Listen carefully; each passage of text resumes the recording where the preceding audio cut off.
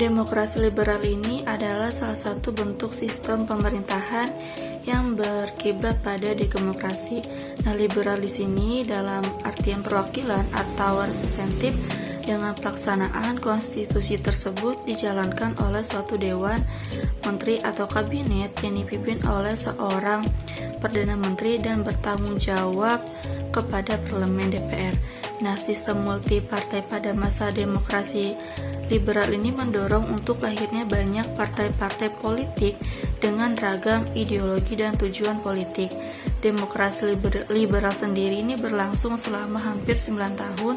Dalam kenyataannya bahwa UUDS tahun 1950 dengan sistem demokrasi liberal ini tidak cocok dan tidak sesuai dengan kehidupan perpolitik bangsa Indonesia yang majemuk.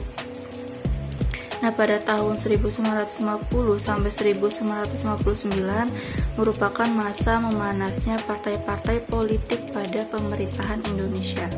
Salah satunya contoh di kabinet liberal itu Kabinet Sukiman, yaitu pada tanggal 27 April tahun 1951 sampai 3 April 1952.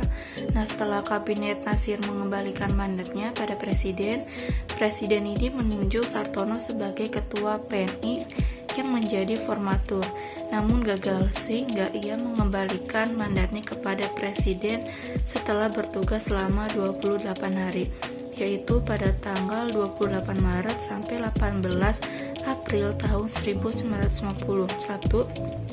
Lalu Presiden Soekarno ini kemudian menunjuk Sidik Jojo Soekarto dari PNI dan Sukiman Widyosatjojo dari Masyumi sebagai formatur dan berhasil membentuk kabinet koalisasi Masyumi PNI. Namun kabinet ini terkuak dengan nama Kabinet Sukiman Suwirjo. Adapun pokok-pokok program dari Kabinet Sukiman yaitu menjamin keamanan dan ketentraman, mengusahakan kemakmuran rakyat dan memperbarui hukum agraria sesuai dengan kepentingan petani, mempercepat persiapan pemilihan umum, dan lain-lain. Di masa Kabinet Sukiman ini banyak permasalahan dan persoalan yang terjadi di pemerintahan Indonesia. Salah satunya itu membuat Kabinet Sukiman ini semakin lama semakin tidak stabil karena hubungan dengan militer yang kurang baik, terutama terlihat dari pemerintahnya yang menghadapi pemberontakan yang terjadi di Jawa Barat, Jawa Tengah, dan Sulawesi Selatan yang kurang tegas. Kemudian, Kabinet Sukiman ini semakin bertambah tidak stabil akibatkan terjadinya sebuah pertukaran nota antara Menteri Luar Negeri Subarjo dengan Duta Besar Amerika Serikat.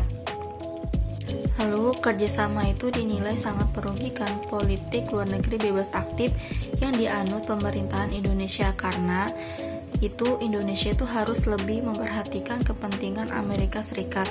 Nah, permasalahan yang timbul membuat Kabinet Sukiman ini harus diganti dalam menyelesaikan permasalahan yang terjadi pada saat itu.